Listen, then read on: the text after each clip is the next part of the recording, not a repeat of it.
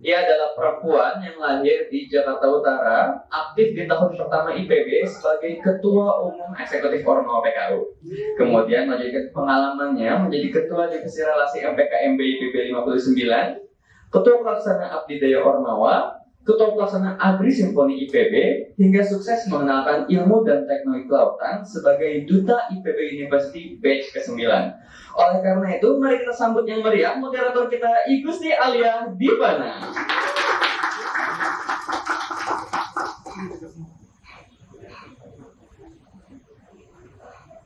Baik, terima kasih Bang Hazel selaku MC yang sudah membuka acara. Assalamualaikum warahmatullahi wabarakatuh. Selamat siang semuanya. Wah, walaupun terik matahari sudah di atas kepala kita semuanya, tapi harapannya tidak menurunkan semangat untuk menerima materi dari abang-abang yang keren-keren ini. Pada hari ini, tentunya saya Divana selaku moderator akan berbicara, mengobrol langsung dengan narasumber yang luar biasa dalam acara Marine Career Talk volume kedua mengenai non-kelautan yang akan membahas tentang bisa jadi apa sih sarjana kelautan. Setelah kemarin kita membahas mengenai prospek kerja di bidang kelautan, sekarang pada sesi kali ini kita akan membahas mengenai non-kelautan. Emang bisa kita bekerja di non-kelautan? Apakah relevan sebagai sarjana kelautan? Dan kira-kira kalau semisal lulusan ITK itu kerja di non-kelautan, bidang apa ya kira-kira yang cocok? Tentunya pada hari ini dibahas kupas tuntas mengenai hal tersebut. Baik, tanpa berlama-lama lagi, aku ingin membacakan track record ataupun CV dari ketiga narasumber kita. Yang pertama yaitu ada Bang Dian dari ITK 35. Beliau menempuh profesi sebagai General Manager of Speed Group. Beliau juga menjadi Direktur di PT Multifinance Astra. Beliau sangat ahli di bidang Managing People, Management Program, Strategic Business Analysis, dibuktikan dengan sertifikasi yang sudah beliau tempuh. Untuk itu mari kita sambut Bang Dian untuk naik ke atas panggung. Dipersilakan Bang Dian, berikan tepuk tangan yang meriah. Selanjutnya ada Bang Gusti dari ITK 35. Saat ini beliau sebagai Chief Operating Officer di PT Tunas Dwi Pamatra, Honda Motor Dealers Network and Distributor.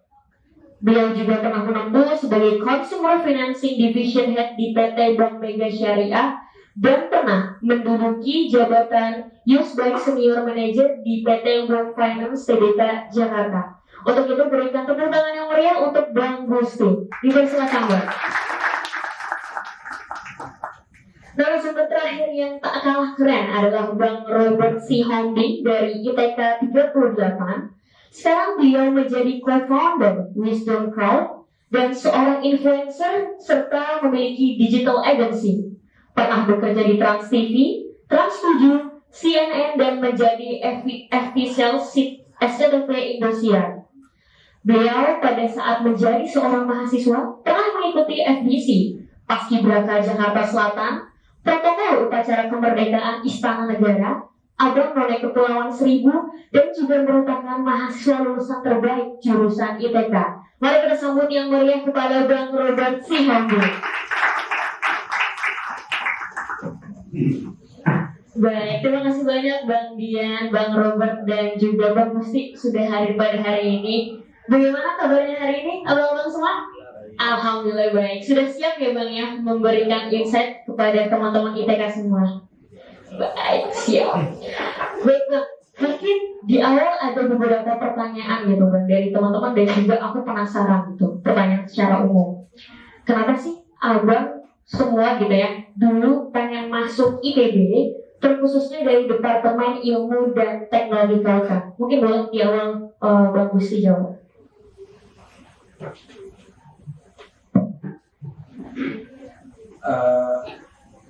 Saya asalnya dari Sumatera Selatan, kota Pramuguri, 90 km dari Palembang. Waktu saya masuk IPB karena terinspirasi oleh pacar kakak teman saya. Pacar kakak teman saya. Kebetulan dia ITK. Jadi beliau ITK 30 atau 31 gitu. Jadi dia sedang main ke Prabumuli. Prabumuli itu kalau yang di peta itu jauh dari mana-mana. Gunung jauh gitu ya. Laut apalagi. Jadi waktu dia cerita, namanya Ayoke, sampai sekarang saya ingat, dia bercerita bahwa kalau kuliah kelautan itu sore-sore lagi praktik lapang kelautan, kita naik perahu kecil di laut, kemudian sunset. Mendengar cerita itu zaman dulu kita nggak seperti kalian ya, komik juga terbatas. Kalau kalian kan banyak banget digital informasi yang bisa kalian akses. Saat itu tuh bayangan itu muncul berkali-kali. Jadi di saat itu saya menentukan bahwa oke, nanti saya mau masuk di TKIPB. Jadi itu yang menginspirasi. Baik, terima kasih Bang. Mungkin boleh dilanjut untuk Bang Robert, dipersilakan Pak. Tes, ya. Kalau saya dulu janjian sama teman saya sebenarnya mau masuk bareng. Pernah SMA maksudnya. Jadi sama-sama karena deket, terus dia pilihan satunya komunikasi UI, saya dokter gigi UI kalau nggak salah, dan gue sama-sama ITK IPB. Terus dia udah lihat pos-posan, dokter Wira, jadi udah survei-survei gitu. Saya pengen ada dokter gigi gitu. Terus lihat koran dulu, pasti koran soal PTN. Dulu namanya juga masuk PTN, atau sekarang namanya apa? SNBT. Oh iya, ya susah apa namanya. Terus dulu lihat itu ada nama, ada kode, tapi nggak tahu itu kode yang satu dan dua gitu, karena tepat laporannya jauh dari rumah, terus nggak tahu itu, nggak bawa. Terus oh itu KIPB, terus telepon, itu dapetnya apa? Komunikasi UI. Ya udah, jadi dia di komunikasi UI, ada aku di KIPB. Jadi ya nyemplung lah ada yang, tapi karena emang dulu kan jadi kenapa oke iya deh itu gitu, karena aku suka berenang, suka air lah gitu. Terima kasih Bang Robert. Boleh silakan dilanjut Bang. Ya. Begitu. Nah kalau saya sih masuk ITK itu kecelakaan. Silakan tuh Bang. Basicnya nggak bisa berenang. Jadi pada saat itu kebetulan saya lewat jalur resmi. Saya masuk lewat jalur resmi, jalur rapot gitu ya. Jalur rapot zaman itu ada kakak kelas SMA, dia di IPB anak THH, teknologi hasil hutan. Ya udah tuh karena temenan gitu kan, dia sering ngasih tahu segala macam, mau udah pas kita masukin kan banyak lah undangan dari BF segala macam, nah termasuk salah satunya dari IPB waktu itu. Masukin, saya cuma nulis THH di dulu zaman di SMA itu ada BK ya, yang guru BK gitu kan. Beli formulir harga 75.000 saya ingat. Beli formulir IPB itu beli 75.000, ngisi cuma THH. Nomor 2, nomor 3 saya nggak isi, saya kumpulin gitu kan. Pas detik-detik terakhir dipanggil sama guru. Ya, siapa tahu rezeki kamu ada di nomor 2, nomor 3. Karena udah nggak ada bayangan, kalian tahu nomor 2 saya GMSK. Izin Masyarakat Sumber Daya Keluarga. Itu mungkin bisa dibilang 90% mahasiswi gitu ya. Dan yang 10%-nya dipertanyakan mahasiswanya gitu. Hampir, coba kebayang kalau gue masuk pilihan kedua kan. Dan pilihan ketiga yang luar biasa dan ternyata muncul nama saya itu adalah ilmu kelautan. Pas ilmu kelautan, saya waktu itu masih ke warnet gitu ya, ke warnet cari tahu tentang ITK dan itu semua berhubungan sama laut. Dan basic nggak bisa berenang, merajuk loh sama orang tua, nggak mau masuk. Karena sialnya waktu itu kan pendaftaran di IPB pas berbarengan dengan UMPTN. Jadi pilihannya kita ngelepas PMDK atau kita ikut UMPTN, gitu kan. Jadi antara pilihannya dua. Saya asli Ciamis, Jawa Barat, jadi masih dari Bandung, masih sekitar 5-6 jam ke Pangandaran kalau teman-teman tahu. Ya dijelasin sama orang tua, udah jalanin aja dulu, katanya gitu kan. Ya udah, namanya perintah gitu kan dari orang tua, ini kita jalanin. Cuman waktu itu saya berpikiran tahun kedua saya mau ikut UMPTN, karena bisa dibilang bukan ya istilahnya yang ini FDC dua-duanya nih. Kita bikin organisasi tandingan FDC. yang apa namanya kepiting, apa namanya lupa tuh namanya. Gerakan pinggir Gerakan pinggir kolam, GPK. Kita GPK semua, gitu kan. Banyak teman-teman saya di situ. Pas kebetulan dulu instruktur FDC apa yang jadi asistennya Widya Selam itu si Joni. Sekarang rupanya depan saya sesi toyor-toyorin karena dulu sering nendang-nendang saya kalau bisa nginjek-nginjek kaki saya kalau pas lagi di pinggir. Ya orang tuh bisa berenang, coba gimana coba mata kuliah Widya Renang sama Widya Selam. Ya cuman pada saat udah mulai ketemu teman-teman, oh enggak, belum itu. Tekad semakin bulat, ketemu warga. Wah, itu yang namanya penderitaan. Tadi saya nanya, Bang, ketemu warga gimana? Seru, tapi nggak mau ngulang. Gitu ya, seru tapi nggak mau ngulang. Sangat-sangat bertekad lah untuk saya tahun kedua pengen ikut WPTN karena dulu sudah kita ITB gitu ya. Cuman seiring berjalannya waktu, ya saya juga teman-teman sering ngelatihin saya berenang, ya. Tapi jangan salah, Widya Renang, Widya Selam A. Itulah hebatnya ITK. Menurut saya, Widya Selam, Widya Renang dengan cara apa? Dengan tidak bisa berenang. Ya cuman karena udah mulai kenal teman-teman, terus kita merasa ITK itu eksklusif, ya ini saya mengurungkan niat lah untuk WPTN tahun kedua. Ya akhirnya udah lanjut ITK sampai lulus seperti itu. Baik, terima kasih banyak Bang Dian. Wah, ternyata memang menarik ya Bang ya, ada kecelakaan, ada yang memang pengen dari dulu gitu ya Bang ya. Oke Bang, aku penasaran nih Bang. Kira-kira boleh diceritain nggak sih Bang kehidupan kampus zaman dulu tuh kayak gimana gitu, di bidang akademik ataupun non akademik gitu. Sama boleh dikasih tahu hal yang paling memorable ataupun yang paling lucu di zaman kampus apa aja gitu Bang. Boleh dipersilakan Bang Dian, boleh mau duluan Bang? Dipersilakan Bang. Udah ketawa-tawa soalnya begini. Saya sama Mbak Gusti satu kos, sama Mbak Gusti satu kos. Jadi ya mungkin ceritanya akan biru ya. Ya. Sorry. Ini Aman. harus dibatasi ya. Kita ya, saya mohon maaf harus mengingatkan teman saya ini bahwa ini forumnya terbatas. Ini generasi masa depan bangsa, jangan sampai semua di spill out. Iya. Nah sebenarnya saya kemarin inilah ya, maksudnya bangga campur kagum, campur gimana gitu ya. Maksudnya perkembangan zaman udah luar biasa.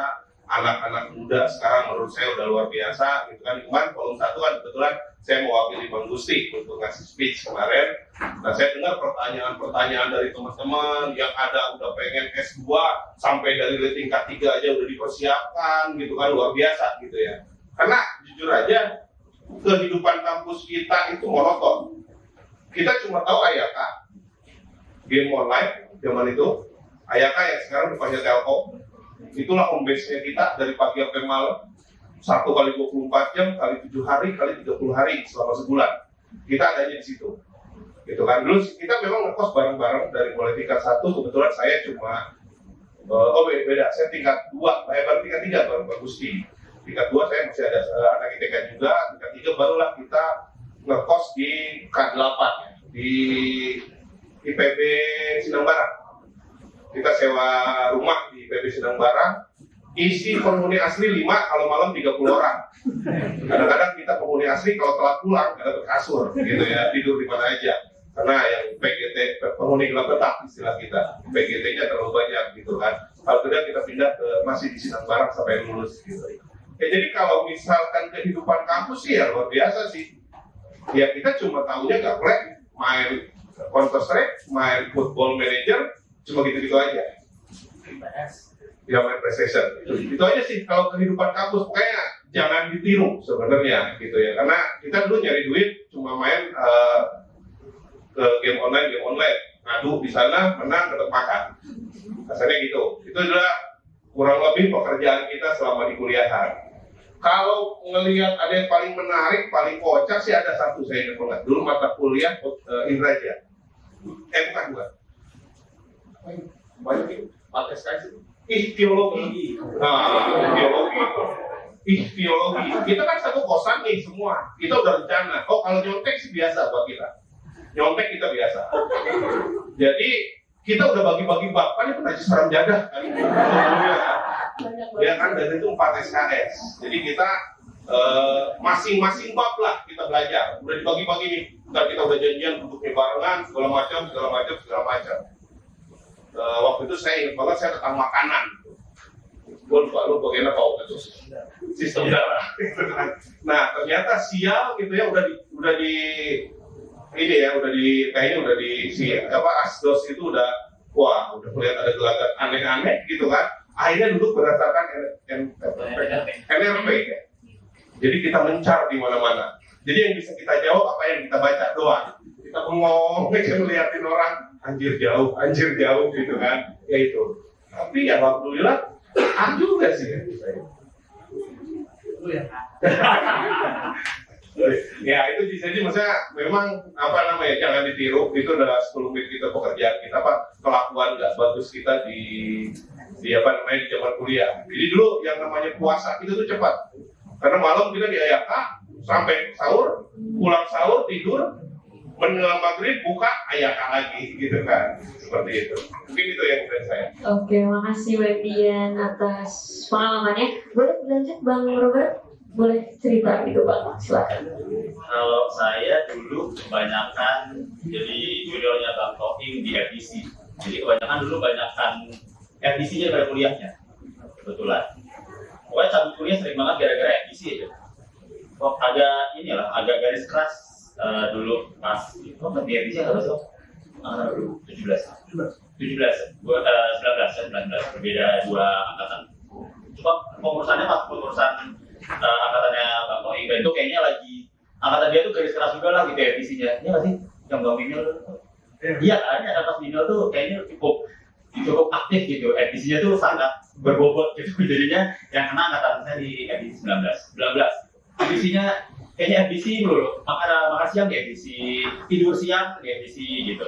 Jadi kebanyakan. Saya punya 2 klub selam kan sekarang. Oh ya? Ada satu lagi. Oh.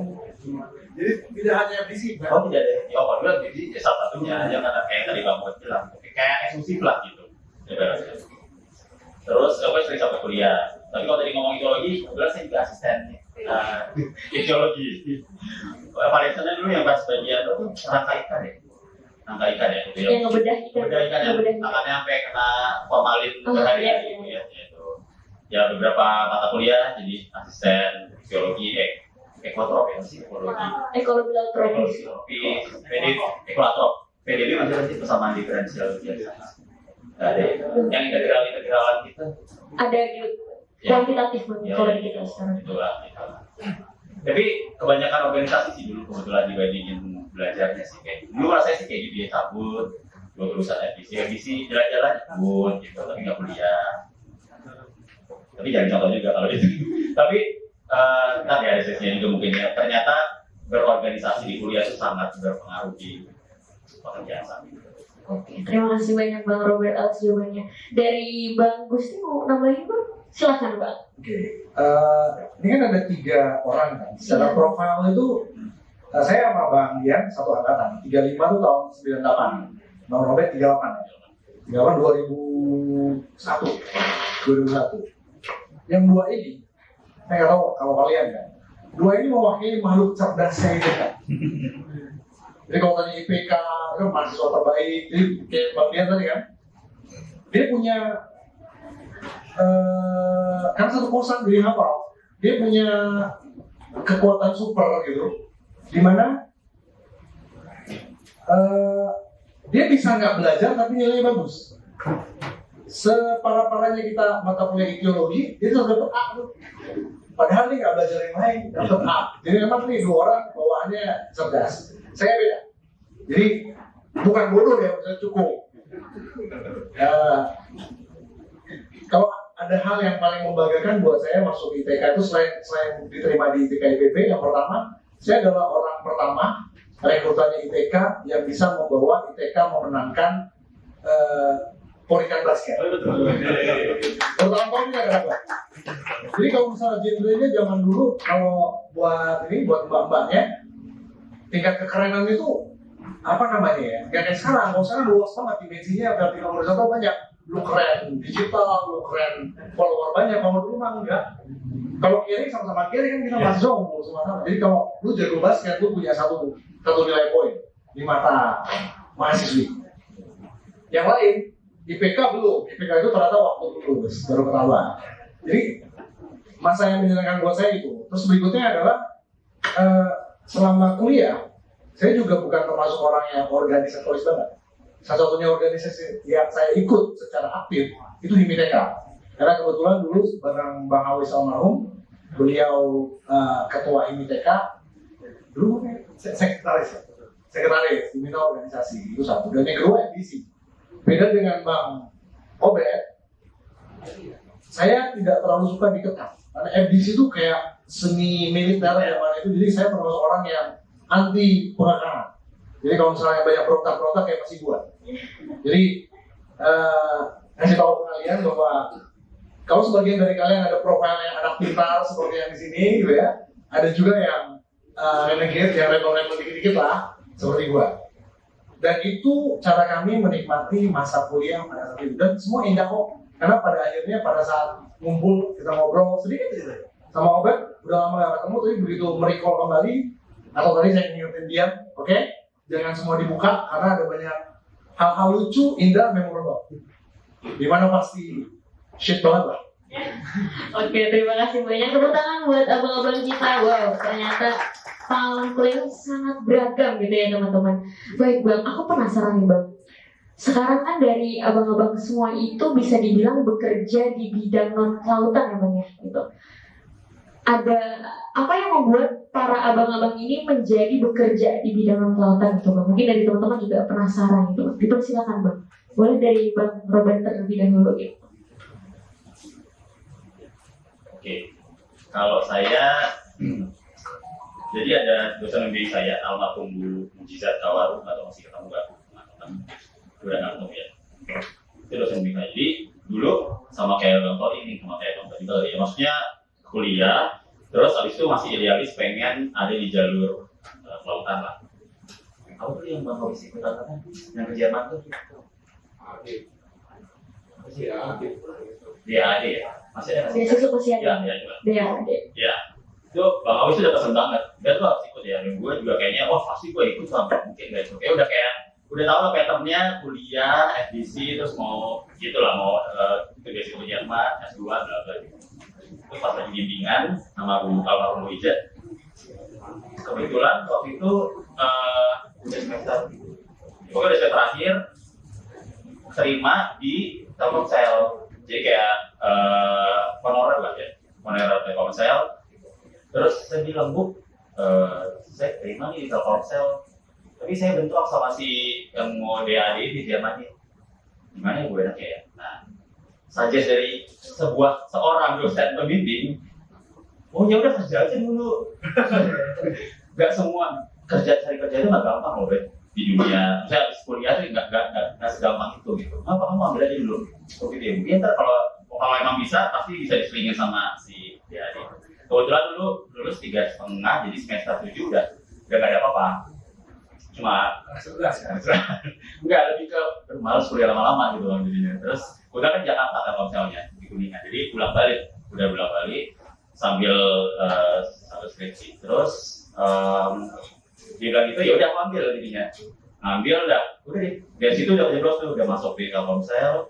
Terus pas udah wisuda malah ditarik ke back office, marketing ya udah ngalir tuh. Udah goodbye kelautan saat itu. Begitu udah masuk ke jalur kantoran, udah banyak kerjaan, banyak deadline, ya udah akhirnya sampai saat ini udah di kelautan. Tapi waktu itu sempat ngambil advance-nya A2 diving sertifikasi itu masih udah kerja kebetulan gitu.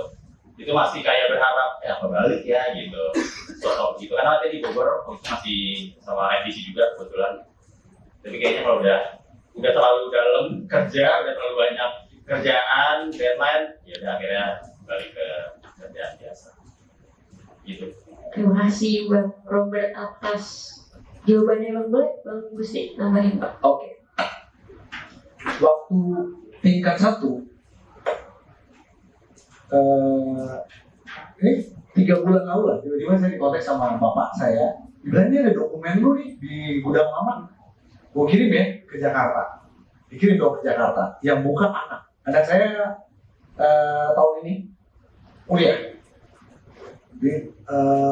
Dikasih tahu, wah ini ada surat ini loh, surat dari IPB. Surat apa? Ternyata semester 1 tuh kita dikirimin surat bahwa anak bapak dalam masa pengawasan karena IPK-nya nggak nyampe 2.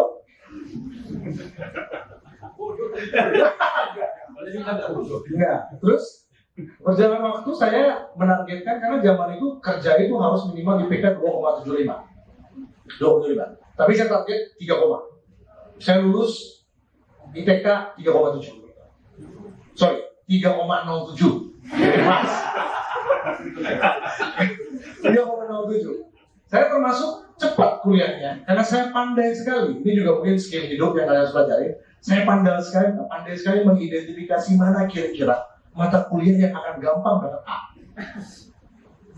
Nggak tahu kalau sekarang, dulu kita masih bisa ngambil mata kuliah di PSP.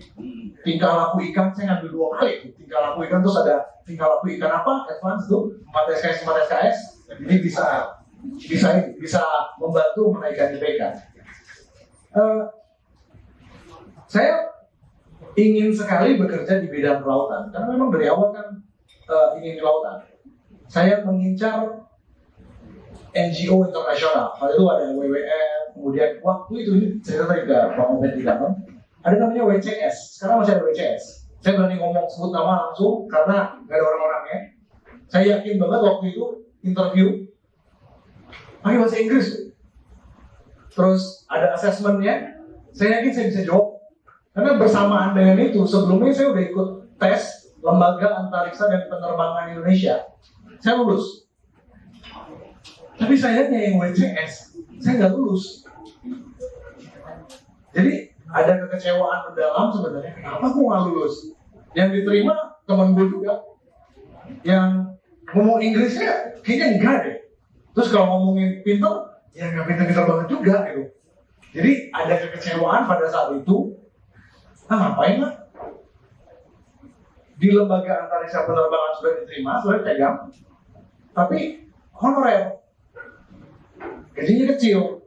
Saya saat itu juga duluan lulusnya, pegang surat keterangan dulu. Saya udah melamar dulu setiap Sabtu, orang Kompas saya kirimin semua lamaran. Dulu belum ada CV, surat lamaran pakai, kita lamar aja. Ada satu perusahaan Jepang, manufacturer chemical, Sumitomo Chemical, saat itu mereka mati. Waktu di interview sama Jepangnya, dia nanya, kamu mahasiswa kelautan? Iya, pakai Inggris ya. Ngapain? Ya nyelam. Oh, jadi interviewnya itu tentang, saya menjelaskan tentang penyelaman. Terus kok dia excited banget. Gak lama setelah itu, dipanggil. Dengan gaji ya 7 atau 8 kali dari kiriman sebulan. Jadi karena ada ngerasa kok kelautan gini banget ya, padahal NGO internasional saat itu. Jadi ada kekecewaan dalam diri, akhirnya terus diterima di luar dengan gaji yang lumayan. Ya sudah. Plus setelah berjalan 4-5 bulan bekerja di perusahaan tersebut, tiba-tiba saya dipanggil Asa Internasional untuk tes. Sama kayak Bang Robert tadi, begitu udah nyemplung ke kolam air deras, kita jadi budak korporat, non kelautan, mungkin di sana. Terima kasih. Mungkin boleh lanjut Bang Dian. Kurang lebih mirip gitu ya. Pas habis lulus, saya masih ikut beberapa proyek dosen waktu itu karena kebetulan saya cukup dekat dulu di akustik. Ya. Saya dulu ambil skripsi akustik, kebetulan juga asisten dosen di situ, dekat sama Pak Munar, almarhum Pak Hanaya, terus ada Bu Puji juga, mungkin yang teman-teman tahu sekarang gitu ya, ada Bu Puji. Ya, waktu itu saya diikutkan di beberapa proyek lumayan lah sambil cari-cari kerja, dapat tambahan duit gitu ya. Cuman itu juga istilahnya kan tergantung kalau ada proyek doang, kalau misalkan enggak ya sambil apply. Pas kebetulan waktu itu Bang Gusti, ini ceritanya kan nyambung. Bang Gusti udah masuk ke Astra Internasional saat itu. Nah, waktu itu dia nelpon, Pak ada kebutuhan nih satu, katanya gitu kan, MT-nya Astra. Coba lo apply. Padahal saya juga nggak tahu Astra itu apa, segala macam. Karena pas berbarangan pada saat saya apply. Boleh nggak sih Bang cerita mengenai tempat kerja sekarang abang-abang tuh di mana gitu dan bagaimana gitu? Siapa tahu dari teman-teman tuh ada ilmu insight yang bisa teman-teman dapat dan juga siapa tahu nih teman-teman bisa langsung atau nge-apply di perusahaan abang-abang sekarang gitu. Dan juga aku penasaran juga kira-kira pekerjaan abang-abang sekarang itu sesuai nggak sama apa yang ditanyain waktu kuliah? Gitu. Boleh Bang Gusti mau duluan? Silakan Bang. Karena saya kerja pertama di FIF Fit Group dan sekarang Bang Dian masih di sana. Saya cuma 5 tahun di Fit Group, jadi mungkin Astra, FIF biar Bang Dian aja yang cerita. Saya setelah dari FIF Group saya pindah. Jadi tadi saya sempat ngobrol lagi sama Bang Obed, dia 20 tahun di satu tempat yang sama. Saya tidak. Ini perusahaan ke 3, 4, 5. Bang Obed mungkin banyak sekarang, mungkin dia juga kerjanya hybrid, lebih kekinian lagi. Jadi kalau ditanya tempat bekerja,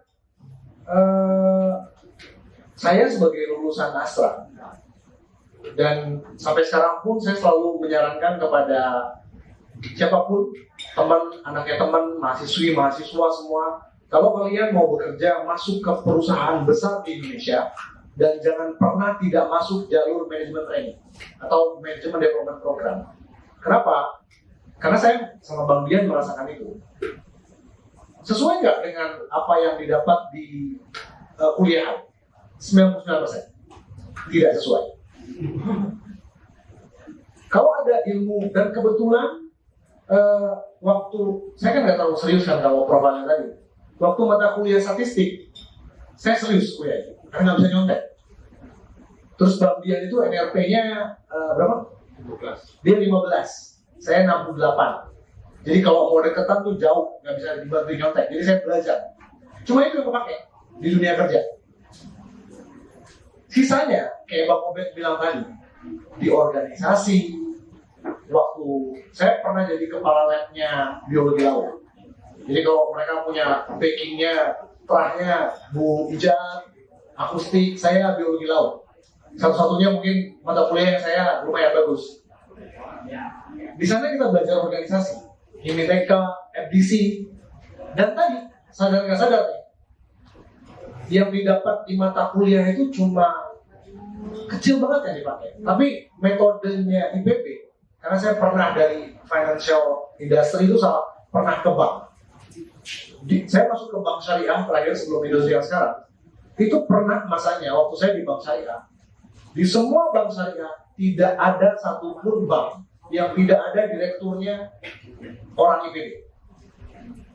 Kalau ditanya, pas ketemu ngobrol, mereka satu, di IPB itu ternyata kalian, ini gak ada hubungan sama mata kuliahnya, tapi ingat gak bahwa kalian tuh banyak banget tugasnya, banyak banget praktikumnya. Jadi itu yang membedakan ternyata anak IPB sama yang lain. Karena kalian terbiasa dikasih kerjaan banyak, nanti waktu kerja itu biasa aja. Dan satu lagi, ini mungkin bercanda tapi faktual. Tadi Bang Dian ngomong kan, kita cuma gaplek. Nah, ternyata gaplek ini berguna. Ini kalian pasti nggak percaya, ini cowok-cowok nih pada mukanya sendiri. Beneran, kalau lu main berempat, lu harus menentukan, dan teman lu bukan kartu apa nih. Kerja ada begitunya. Dan yang paling penting, kalau gaplek kan lu mulai malam kan. Jadi, kalau ngambil anak IPB yang model saya sama Bang Dian, kita kuat begadang. Jadi kalau misalnya anak lulusan mungkin yang UI atau yang lain ya, kita beneran kuat begadang. Ini Bang Dian itu kalau terkenal di kantornya, habis makan malam, anak buahnya udah pada cium, dia siap review sampai tengah malam. Mungkin itu bisa menjawab pertanyaannya bahwa tidak semua, tapi ada banyak hal selain yang kalian dapat di perkuliahan yang kepake di dunia kerja. Okay. Terima kasih Bang atas pengalamannya gitu. Boleh dilanjut Bang Robert atau Bang Dian? Oke, Bang Dian, persilakan Bang. Ya, saya sih cuma tahunya Astra sampai sekarang. Saya tahu udah 20 gitu, jadi mungkin saya sedikit bercerita. Ya itulah yang membuat sebenarnya Bang Toing gitu, Bang Musti gitu ya. Bang Musti juga sebenarnya keluar karena cemen kalau menurut saya. Dia dipindah keluar Jawa dulu. dia nggak mau, dia udah betah dengan Jakarta. Ya, jadi maksudnya kita barengan dulu, merintis karir barengan, beda setahun masuk duluan, masuk manajer juga barengan. Nah, waktu itu, jadi sebenarnya gini, kalau misalkan sedikit bercerita Astra ya, maksudnya Astra ini kan, ya kalau misalkan kita boleh berbangga sih termasuk kalau kita ngomong di Indonesia itu adalah 5 besar gitu ya, termasuk perusahaan 5 besar di Indonesia gitu kan. Dan terus kalau misalkan di dunia, memang cita-cita kita di 2030 itu termasuk ke 20 besar di dunia gitu. Nah, secara globalnya itu Astra sendiri itu ada sekitar 260 perusahaan. Astra itu ada 260 perusahaan yang di bawah naungan Astra Internasional. Nah, kebetulan saya di salah satu bagiannya itu di jasa pembiayaan, jasa keuangan, saya di VIP Group. Saya tukang kredit kalau misalkan kerjaan gitu ya. Kalau saya merintis dari zaman mulai pertama masuk manajemen training, dilempar menjadi account officer di Lampung. Di Lampung saya setahun, saya ditugaskan ke Palu, Sulawesi Tengah. Di Palu saya 2 tahun sebagai waktu marketing manager. Level manager pertama yang saya dapat waktu itu Bang Gusti nggak percaya karena dibilang saya itu kan termasuk dibilang katanya paling manja kalau di kosan. Nggak mungkin si Dian mau kan, tapi mereka kaget lah. Saya berangkat ke Palu waktu itu tahun 2006 pada saat kerusuhan Poso. Jadi saya masuk itu di bulan April, kerusuhan Poso itu sekitar bulan awal tahun lah, itu kerusuhan Poso 3. Saya masuk di bulan keempat, jadi istilah rumah-rumah hitam, terus masuk mau lewat itu tentara segala macam. 2 tahun saya di Palu, saya pindah ke Banten, marketing manager Banten 5 tahun. Alhamdulillah promosi menjadi kepala wilayah, waktu itu megang Sulawesi lagi, dan sampai sekarang megang di regional. Jadi kalau misalkan kita ngomong di grup dari Aceh sampai Papua itu saya, gitu ya. Jadi ada saya di situ. Jadi pelajaran dulu yang zaman SMA, SMP, geografi gitu kan, ternyata banyak bingung kalau sekarang. Jadi sekarang banyak yang dulu nggak diajarin di geografi, ternyata Indonesia itu luar biasa gitu ya. Jadi istilahnya mungkin ada teman-teman Sulawesi itu saya udah tiap aspalnya juga mungkin saya tahu tuh, tiap lubang di aspalnya karena 7 tahun saya urus Sulawesi gitu ya. Jadi muter-muter dari mulai utara, selatan, tenggara, barat, timur saya udah hafal banget kalau ngomong Sulawesi karena cukup lama dengan Sulawesi 7 tahun. Ya jadi ini juga sih mungkin ya teman-teman ya, maksudnya saya kemarin beberapa saya forward gitu ya. Jadi kayak di Astra itu ada kayak buat mahasiswa tingkat 5 sama tingkat 7. Cuma sayang udah ditutup di minggu ketiga kemarin, kayak ada project kayak ya semacam magang lah, quote and quote gitu ya. Jadi istilahnya itu selalu ada setiap tahunnya itu untuk mahasiswa 5 sama 7 gitu. Nah itu harus ini yang kadang-kadang saya juga bingung, saya juga sempat ngomong ke Begin gitu ya. Kenapa ya saya bilang kayak karena tahun ini aja di Astra ini buka manajemen development program sama junior officer development program itu luar biasa banyak. Karena kita ngejar ketertinggalan selama pandemi, pada saat itu kan nggak ada rekrutmen. Jadi kita ini dengan pergerakan bisnis yang luar biasa membutuhkan banyak calon-calon leader lah. Jadi kayak setahun ini aja di VIP Group sendiri sampai bulan April kita udah buka 5 batch untuk manajemen development program. Terus untuk level GODP-nya sendiri kita udah buka sampai 12. Nah, cuma nggak pernah saya ngelihat ada lulusan IPK.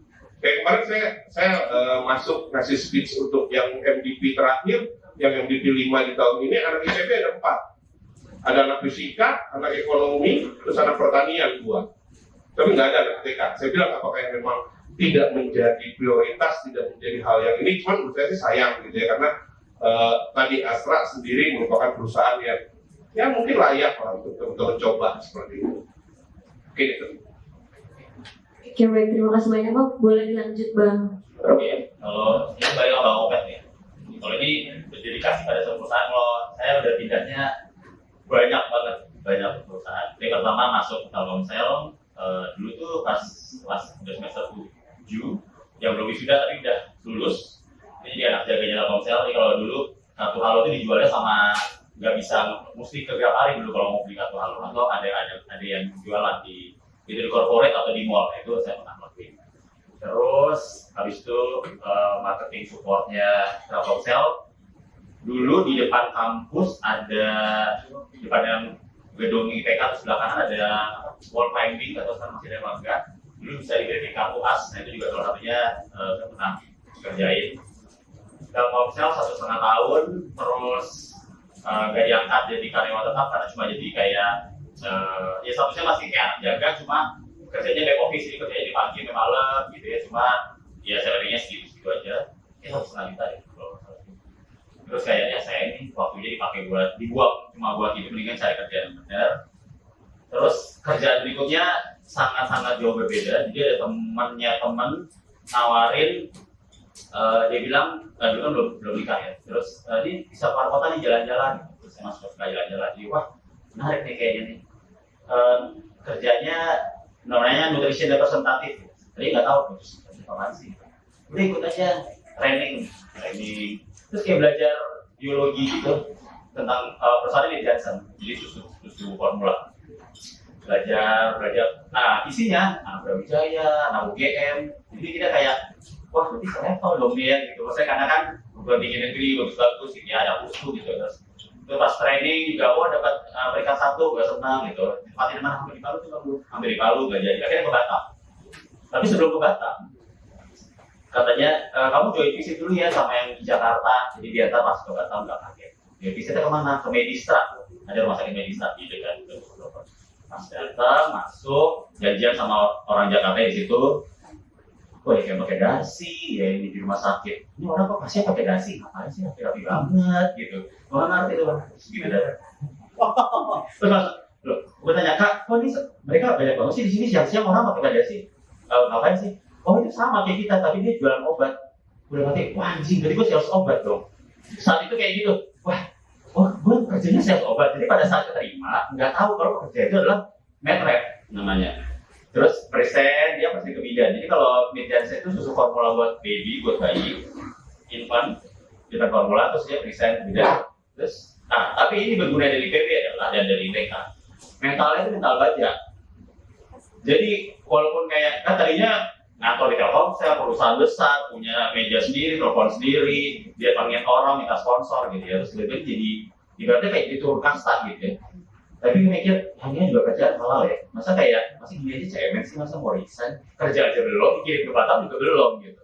Akhirnya udah berangkat aja gitu ke Batam, nggak kenal siapa-siapa, nggak siap rumah sakit aja nggak tahu. Akhirnya membuka hutan rumah sakit tuh, jadi ada rumah sakit satu-satu, naik motor kemana-mana, ketemu dokter, diusir perawat, dia bilang berarti anjir, gue nih S1 nih perawat juga mereka akademik keperawatan ini kayak gitu ya, IP bagus gitu ya dulu ya, pernah ikut paskibraka, abang none, ini gue kerjaan kayak gini anjir banget ya, gue ngantri di depan dokter, ruangan dokter, begitu dokter lari-lari minta tanda tangan gitu ya, wah gila sini gitu. Tapi sebenarnya saya nggak melihat dari hal kerjanya kayak remeh ya, bukan pekerjaan remehnya, tapi pada saat itu akhirnya resign adalah karena menurut saya kurang berkembang, karena pekerjaan itu monoton lah menurut saya, karena dokter itu ketemunya siang sama malam, pagi sama malam, jadi siang kosong, jadi siang akhirnya ngapain nih gue ya gitu, biasanya sibuk jadi ya nggak sibuk. Nah dari situ cari-cari lamaran, nyangkut lah di Trans 7. Itu interviewnya dari Batam ke Jakarta bolak-balik. Jadi dulu gaji agak habis cuma buat pesawat AirAsia dulu bayar. Cuma dari Batam ke Jakarta balik lagi gitu. Interview terus keterima. Nah lagi-lagi karena udah tadi kebentuk mentalnya di medrep, tiba-tiba di sales obat ya. Yang kerjanya kayaknya ya itu kecil dipandang sebelah mata gitu lah sama orang gitu. Begitu masuk Trans 7 sama kayak apa bisa maksudnya? Ya, aku bisa pegang paham lah. Jadi kalau dulu tuh di saya maksudnya sales and marketing, salesnya TV itu ngapain? Salesnya TV itu adalah jualan program.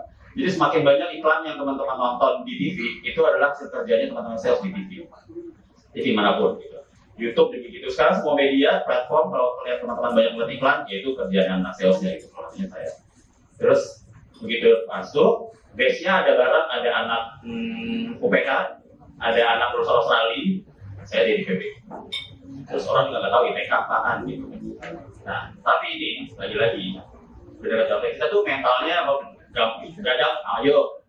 Saya dulu kan merasa nggak punya background TV ya, karena yang lainnya masuk tuh kadang dari TV lain, hijack masuk gitu ya, biasanya company kayak gitu. Terus karena saya merasa saya nol, Jadi biasanya pas orang udah pada pulang, saya baru mulai belajar. Karena saya mikir, oh berarti saya harus mencari ketertinggalan dibandingin orang lain yang udah paham. Kayak istilah-istilah jualan aja gue nggak tahu. Kayak dulu, namanya kan TVC, TV komersial gitu. Terus ada logo di atas tuh, kalau teman-teman nonton misalnya dulu apa ya, OPJ gitu. Itu ada logo, brandnya di atas tuh ada namanya lagi, gitu-gitulah. Jadi itu saya ngapalin tuh. Nah itu dilakukan kayak banget ya malam.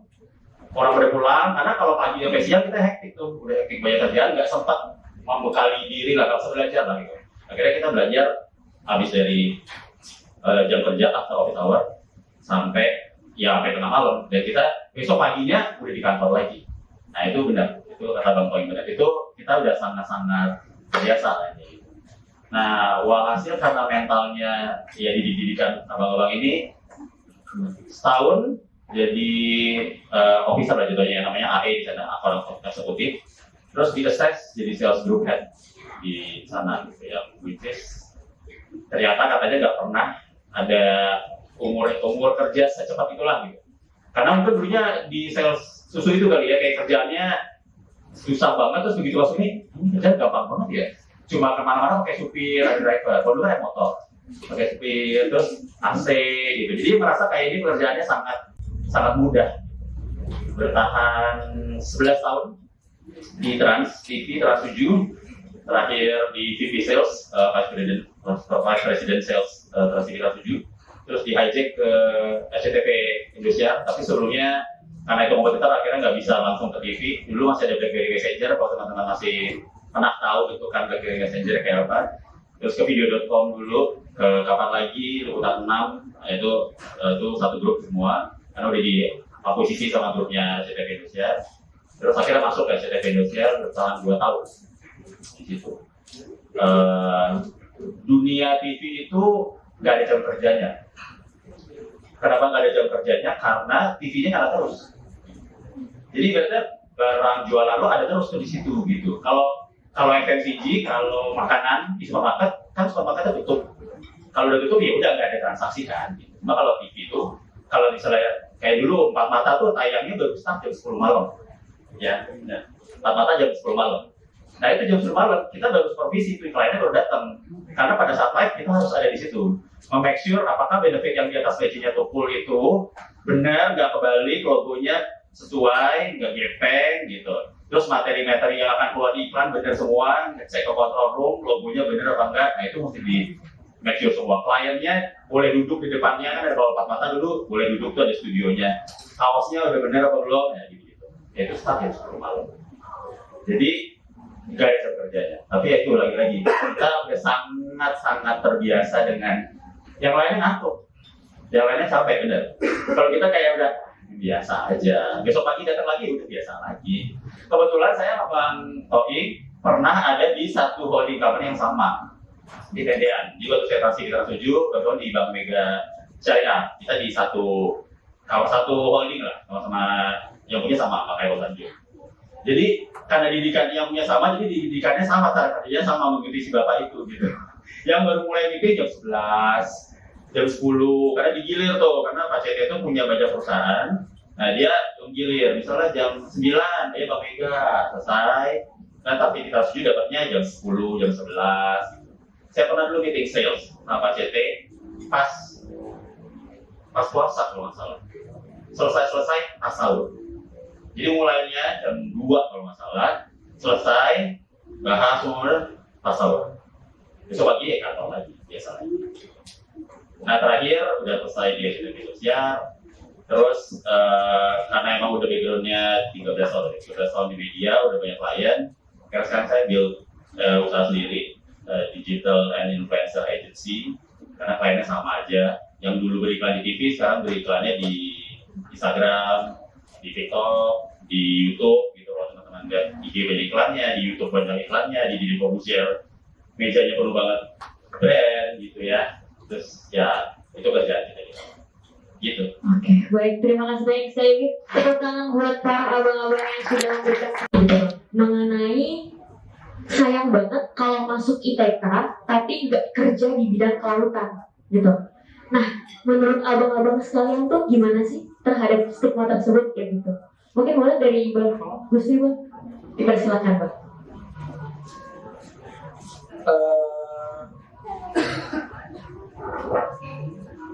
Ini ngomongnya halus. Tapi saya kasih tahu ya, maksudnya kalian mengundang kali ini sesinya adalah orang-orang yang bukan di kelautan. Meskipun kita jangan ragukan dalam kelautan kita pasti support, respect dan lain sebagainya. Saya, Bang Obed, Bang Dian, kita juga di company sudah puluhan tahun, kita juga merekrut orang-orang kan. Dan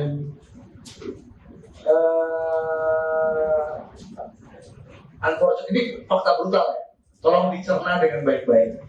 Sayangnya, perusahaan-perusahaan besar seperti, saya ambil contoh Astra saja. Astra itu tidak melihat lulusan, jangan mau dari Astra nih, perusahaan-perusahaan besar tidak melihat kalian, kecuali memang spesifik ya, contoh dokter gigi atau misal accounting, jurusan-jurusan yang spesifik bidang pekerjaan. Tapi jika tidak, mereka hanya melihat kalian, perusahaan besar tersebut atau saya lah, waktu merekrut waktu saya masih di Astra masuk, saya bilang sama ini tolong pisahkan dong universitasnya, saya mau universitas terkemuka di Indonesia. Datang lamaran Soekarno, beneran, literally Soekarno. Saya bilang sama OB, tolong pisahkan. Ngomong sama OB, jadi yang misahin lamaran yang masuk. Dulu kan masih kirim kan, pisahkan universitas yang terkemuka sama tidak terkemuka. Pak, kalau ini apa namanya sekolah tinggi ya udah pasti. Pokoknya kalau nggak 5 besar di Indonesia dibuat. Yang kedua, saya mau yang IP-nya, IP. Jadi 2 ini sebagai filter awal, maka bagaimanapun sebandel-bandelnya saya, tetap harus ada. IP-nya harus sesuai standar. Meskipun ya mungkin ada beberapa kalian yang mungkin sampai lulus IP-nya, ya bapuk ya. Siapkan mental untuk lebih baik. Setelah itu, perusahaan besar di Indonesia melihat kalian sebagai potensi. Kemudian dimasukin ke manajemen trainingnya mereka. Untuk apa? Distandarisasi. Ini saya cerita nih.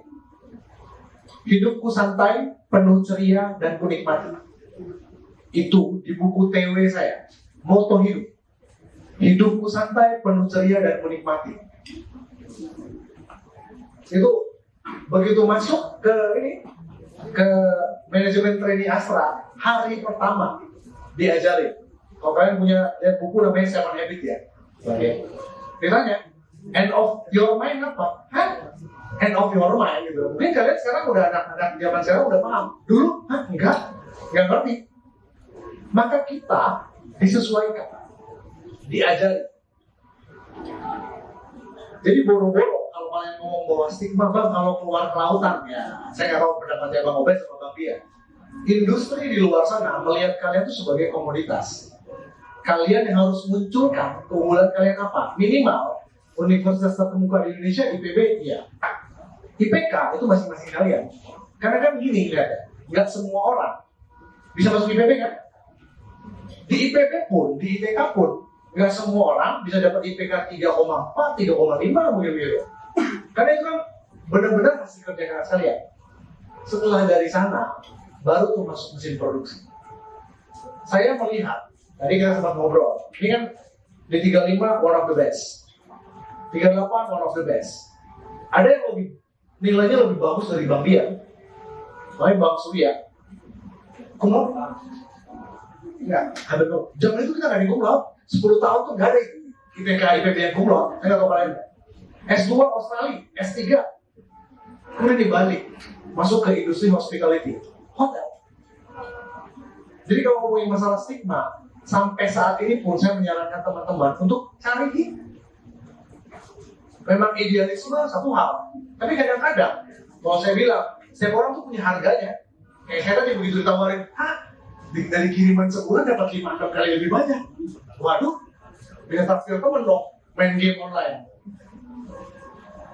Jadi hal tersebut idealismenya tiba-tiba berubah. Saya mungkin masih kalau saya diberikan kesempatan masuk ke dunia kelautan saat itu, mungkin ada di dunia kelautan. Tapi jalan hidup tiap orang beda-beda. Maka stigma tadi, ya stigma ya seperti itu. Tapi jangan lupa besaran Indonesia, dunia kerja yang akan menerima kalian seperti tadi. Tapi kalau kalian punya idealisme, kita juga punya contoh. Almarhum Bang Awis kan, dia stick to the pack-nya dia, tetap bisa kok. Ada beberapa teman-teman di Kementerian Kelautan, ada di NGO, itu juga oke. Maka ya kami hari ini kebetulan mewakili orang-orang yang murtad dari tersesat di jalan yang benar. Karena statistically yang bekerja di bidang kelautan itu lebih dari 70%, di bidang kelautan lebih dari 70%. Jadi jawaban saya atas stigma seperti itu. Dan sekarang Oke. Kalau saya mewakili, karena kebetulan industri yang sekarang saya jalan ini kan industri yang lagi saat ini banget ya, sosial media, Instagram, TikTok. Sini pasti nggak mungkin nggak ada yang nggak punya TikTok, pasti punya semua. Terus YouTube gitu. Jadi emang lagi saatnya. Di mana saat ini orang melamar kerja dilihat dari IG-nya. Percaya nggak? Percaya nggak? Sekarang HR itu nge-screening orang masuk kerja, lihat dari IG-nya, baru CV-nya. Karena emang sekarang sosial media segitunya kan. Gampang lah kalau misalnya ada orang itu netizen Indonesia langsung bergerak, langsung terjadi lah gitu. Yang itu tadi kemarin mau ngomong apa? Ngomentarin ibu-ibu lihat di bioskop terus dipecat dari Honda. Jadi ada ya itu ya segitunya itu. Maksudnya itu kan juga si Honda bilang bahwa ya sebenarnya itu di luar jam kantor, tapi itu tidak sesuai dengan visi dan misinya Honda. Ya itu lagi itu connect di mana antara sosial media lo sama kerjaan itu sangat relate. Nah, sekarang bersama kayak Bang Gusti gitu ya, kita udah kerja 2 tahun, udah merekrut banyak orang, terus kebetulan sekarang rekrut sendiri. Jadi sebenarnya yang akhirnya kita realize saat ini adalah mau lulusan manapun, yang kita sangat level 0 yang kita butuhkan adalah logika berpikir. Kalau pinter tapi logika berpikirnya nggak jalan, nah kita juga nggak mau. Logika berpikir itu maksudnya kayak lo ngerti kalau seandainya ini kenapa terjadi karena ini gitu. Jadinya logika itu jalan gitu. Nah, menurut saya yang tadi Bang bilang di IPB itu semuanya nyambung kok. Jadi sebenarnya kenapa kita semua melalui proses itu, tugas banyak, praktikum, apa segala macam, itu sebenarnya juga part of melatih logika berpikir sebenarnya. Jadi saat ini memang yang dibutuhkan adalah kalau saya pribadi melihat orang ya logika berpikir. Ada tuh kok lulusan dari luar negeri kita terima, tapi logika berpikirnya nggak jalan nih suatu saya nih. Akhirnya kita ya udah sorry ya nggak bisa lanjut. Jadi menurut saya emang itu tergantung sama lulusan mananya. Cuma kalau dibilang stigmanya, menanggapi stigma, sama saya dulu pengennya tetap itu kok idealis gitu ya, masuk ke yang tadi mau ke Jerman apa segala macam. Tapi background kita tuh kan beda-beda ya, background kita beda-beda dan passionnya itu beda-beda. Belajarnya sama, kita sama-sama belajar mata kuliah yang sama, cuma sebenarnya pasti di kalian begini ini masing-masing passionnya beda-beda.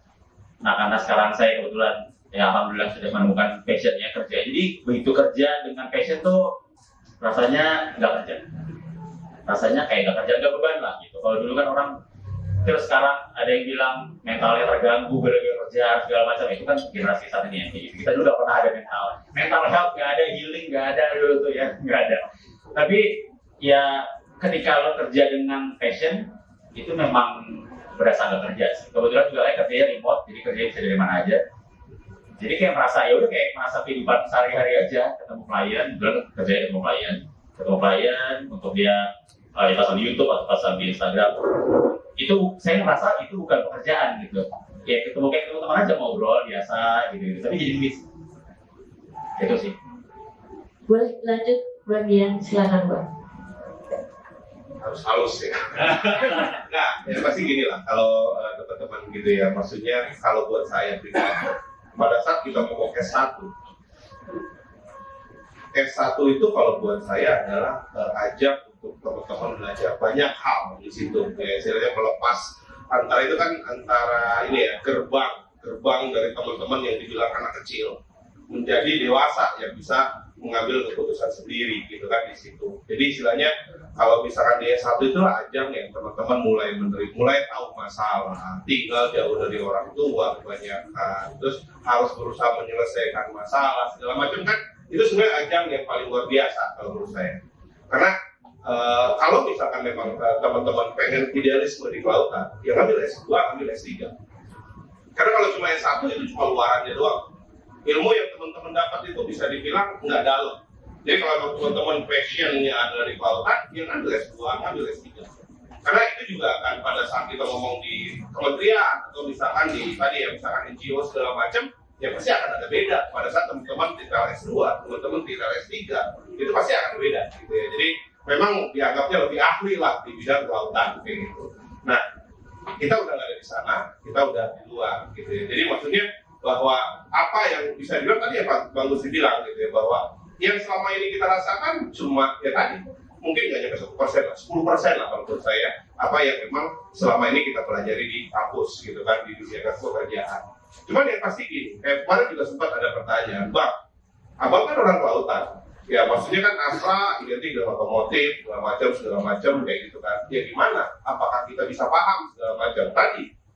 Kita kan lewat manajemen program misalkan, dan di situ tuh ajak kasarnya kalian mau dari manapun. Sekarang anak buah saya ada teknologi nuklirnya ITB atau ITB, dia sekarang menjadi kepala cabang Hidro, dia coba atom nuklir, gila nggak di ITB pula, kurang sadis gimana coba, dia kerja di leasing ujung-ujungnya kan.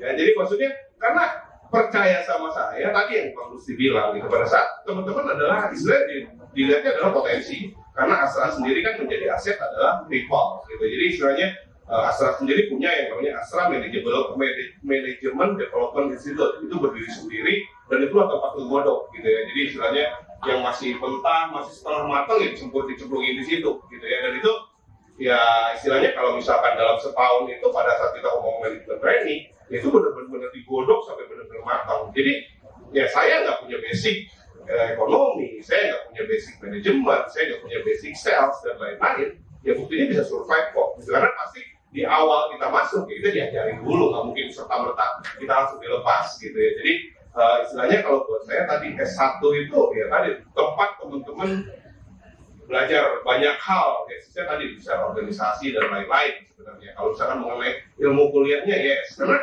misalkan kan IPB itu kan terkenal banyak lah singkatannya kan. Institut Perbankan Bogor.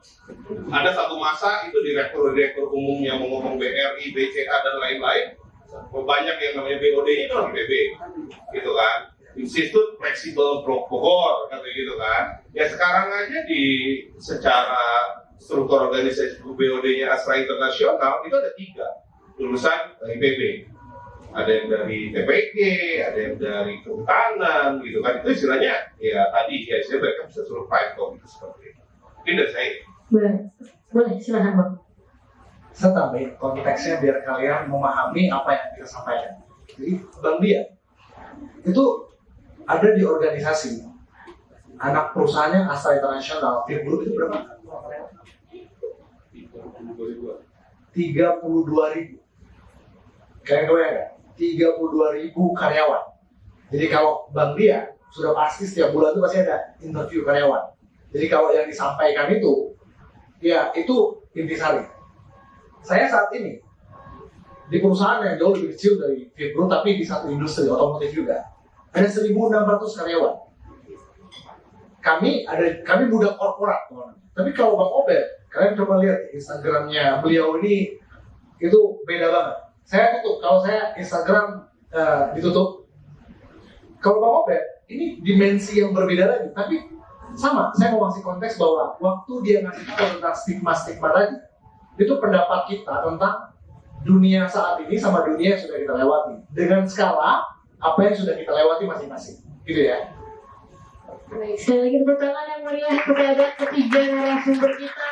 Wow, sangat insightful banget gitu. Jadi kebetulan aku mungkin dan teman-teman beruntung banget menjadi mahasiswa IPB University karena memang dari lulusan IPB memang sangat terpadam di perusahaan-perusahaannya. Harapannya teman-teman juga bisa mengikuti jejak dari abang-abang ini. Amin amin ya rabbal alamin. Sesi selanjutnya adalah sesi tanya jawab dari peserta kepada narasumber gitu, dan harapannya bagi teman-teman yang penasaran gitu bisa bertanya langsung kepada ketiga narasumber kita, karena tentunya juga ketiga narasumber kita tersebut sangat ahli bidangnya gitu dan merupakan direktur, manajer dari perusahaan-perusahaan tersebut. Jadi yuk, aku akan membuka 2 termin terlebih dahulu. 1 termin terdiri dari 3 orang. Jadi bagi teman-teman yang ingin bertanya mengenai hal-hal seputar kelautan, dunia pasca kampus, atau apapun itu, dipersilakan. Baik, mungkin aku hitung ya, teman-teman dari 1 sampai 3. Nanti kakak-kakak panitianya boleh dipilih gitu. 1, 2, 3. Baik, sudah ada 3 penanya pas. Boleh untuk pertama Yudika, Bang Rian, lalu Irfan. Boleh pertama Yudika, dipersilakan.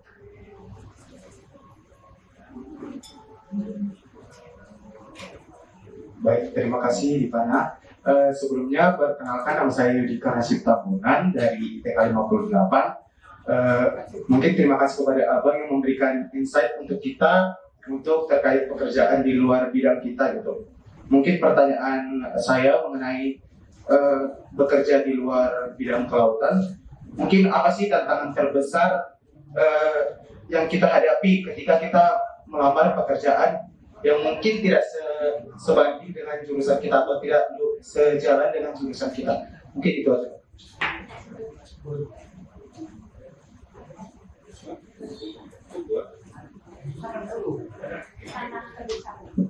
Oke, tantangan terbesar gitu ya. Ya, tantangan terbesar adalah yang pertama tetap ya, lamarannya teman-teman dibuka. Ya kan? Lamarannya teman-teman dibuka sama HR perusahaan yang memang teman-teman tuju. Itu adalah tantangan paling gede. Ya, mungkin udah beda sekarang ya. Saya juga nggak terlalu ngerti ya HR saya dia seperti apa. Saya ambil contoh dulu. Ya, sama tadi kayak Bang Musti gitu ya. Pada saat lulus itu kita selalu melihat, oh itu pokoknya uang jajan itu kita sisihkan untuk beli koran Kompas hari Sabtu, karena itu sumber lamaran sering kirim tuh. Pasti semua kita ini, termasuk BCA, BRI dikirim semuanya. Nah, yang menjadi tantangan pertama, ya, zaman dulu nih ya, zaman saya gitu ya. Karena tadi yang bagus dibilang, datang itu sekarung. Saya dulu kebetulan dapat insight gitu ya dari temannya kakak saya, dulu dia direktur Nabisco, waktu itu ketemu di Bogor. Dia cerita, dan kebetulan dia HR. Cuma saya waktu nggak pengen masuk ke dia gitu ya. SD di mana, SMP di mana, orang boleh kerjaan begitu itu. Artinya yang kamu harus tonjolin adalah apa yang ditawarin buat si perusahaan. Keahlian dan apapun istilahnya tadi, pengalaman segala macam, itu tonjolin di depan. Ya, jadi jangan sampai orang baca dulu bla bla bla. Ini orang kampung, bisa jadi kan gitu kan. Orang Suko, Harjo, mana gitu. Udahlah, gitu. Padahal di belakang yang namanya kota itu ya, apa namanya, misalkan secara pengalaman, secara skill dan lain-lain tersembunyi di bawah. Nah itu juga artinya itu strategi. Jadi teman-teman tampilinnya pada saat ngomong CV dan lain-lain, ya kekuatannya teman-teman gitu. Jadi biar tadi waktu si HR yang terbatas itu ini ya gitu ya maksudnya. Nah sekarang kalau udah dimasuk di dalam, teman-teman udah dapat rezeki masuk di dalam. Tadi balik lagi, yang namanya di perusahaan itu yang paling terkenal itu ada stigma gitu ya, bahwa tidak pernah ada yang namanya Superman, yang ada adalah seperti. Nah artinya tadi balik lagi, habit teman-teman saat di kampus juga ini akan menjadi ke bawah pada saat teman-teman bekerja. Jadi di semua perusahaan, mungkin kan bagus ya tadi bisa nambahin gitu ya, tidak ada yang namanya Superman, yang ada adalah seperti. Biasanya orang yang pengen maju sendiri dengan sikut kiri sikut kanan nggak akan bertahan lama. Nah artinya pada saat teman-teman masuk itu adalah gimana caranya teman-teman masuk ke sistem yang ada, berbaur dengan sistem yang ada, itu menjadi tantangan utamanya. Gitu. Nah terus yang paling sering saya sampaikan ke anak-anak baru gitu ya, bahwa percaya bahwa Tuhan dan manajemen tidak tidur. Jadi istilahnya kan biasanya energi negatif. Dalam artian gini, saya kerja luar biasa, effort luar biasa, tapi kok penilaian saya B. Misalkan contoh, teman saya kerja biasa-biasa aja, pulang berangkat datang jam 8, pulang jam 4, saya sampai lembur-lembur, nilainya B juga. Karena kalau di perusahaan kayak gitu ya, bonusan kita itu tergantung nilai kinerja kita selama setahun, nilainya apa itu biasanya ada pengalih di ujung, bonus gitu di luar gaji dan lain-lain. Nah, energi negatif, ngapain? Gua harus sampai banting tulang segala macam, sama-sama di ujungnya B juga. Ya kayak gitu, ya istilahnya kan ada lah yang namanya kurva normal dan lain, mungkin sekitar sial ada di situ. Nah, kebanyakan orang adalah energinya kesedot tuh sama energi negatif. Jadi yang tadinya kita rajin, yang tadinya kita kreatif segala macam, sudahlah gitu. Nah, saya selalu nekanin ke anak-anak baru gitu ya, bahwa percaya bahwa manajemen sama Tuhan tidak tidur. Gitu ya, pasti akan kelihatan. Yang namanya bos, yang namanya atasan pasti punya yang namanya catatan atas masing-masing orang. Jadi pada saat ada kesempatan promosi dan lain-lain, yaitu istilahnya do the best aja. Apa yang bisa saya perbuat, ya saya lakukan terbaik. Seperti itu mungkin dari saya. Baik, terima kasih Bang dari Bang Robert sama Bang Gusti boleh jika ada tambahan. Oke, kalau tadi Bang Robert, tantangan yang dilakukan di masanya Obet ini, kalau yang sekarang mungkin aku bisa share yang sekarang saat ini tadi current condition lah, current condition orang tuh masuk kerja yang tadi aku spill kalau dilihatnya dari IG, dari sosial media gitu. Tantangan terbesarnya yang kedua adalah koneksi. Kalau menurut saya ya sekarang, karena ternyata koneksi itu menjadi at least tuh kayak kepanggil dulu gitu. Ntar urusan dites, urusan lulusnya, apa segala macam itu kan udah berdasarkan capability teman-teman semua kan. Itu udah di luar kuasa yang maksudnya yang kasih jalan. Cuma kalau ternyata tadi kan Bapak ceritanya banyak tips tuh, ada warna diwarnain apa segala macam, itu kan demi kepanggil, supaya kepanggil dulu gitu. Nah, hari ini tuh menurut saya koneksi itu menjadi hal yang sangat penting. Nah, tapi balik lagi ketika punya koneksi, biasanya orang juga ini ada si teman gue nih atau temannya atau ponakan gue nih gitu. Dia juga nggak akan mau langsung forwardin sih biasanya, dia akan lihat dulu. Karena kan kita juga bawa orang lihat ya, maksudnya nggak mungkin langsung serta merta gue kasih deh ke HRD gitu. Nah, balik lagi saya lihatnya dari mana? Lihatnya dari akun sosial media saat ini.